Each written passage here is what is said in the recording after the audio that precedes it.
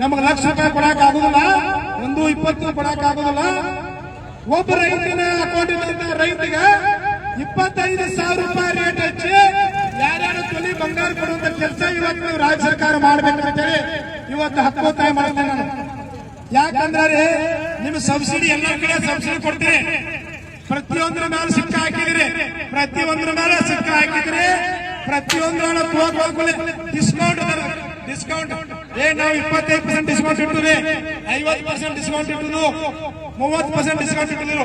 Discount ಎಲ್ಲರಿಗೂ ಇಟ್ಟಿದ್ರಿ, ರೈತರಿಗೆ ಇಟ್ಟಿದ್ರಿ. ನೀವು ಬಂಗಾರ ಮೇಲೆ ಡಿಸ್ಕೌಂಟ್ ಇಟ್ಟಿಲ್ಲ. ಈಗ ಒಬ್ಬ ರೈತರ ಖಾತೆಗೆ 25,000 ತುಳಿಯಂಗ ಯಾರು ತುಳಿ ಬಂಗಾರ ರೈತರು ಎಲ್ಲರೂ ಒಯ್ಯಬೇಕು ಅಂತೇಳಿ ಇವತ್ತು 8ನೇ ಗ್ಯಾರಂಟಿ ಜಾರಿ ಮಾಡಿ. ಯಾಕೆ ಮಾತು ಹೇಳ್ತಾರಂದ್ರೆ ಇನ್ನು 1 ತಿಂಗಳದಾಗ ಬೆಳಗಾವಿ ಅಧಿವೇಶನಕ್ಕೆ ಬರ್ತೀರಿ, ನೀವು ಬೆಳಗಾವಿ ಅಧಿವೇಶನಕ್ಕೆ ಬರ್ತೀರಿ. ದಯವಿಟ್ಟು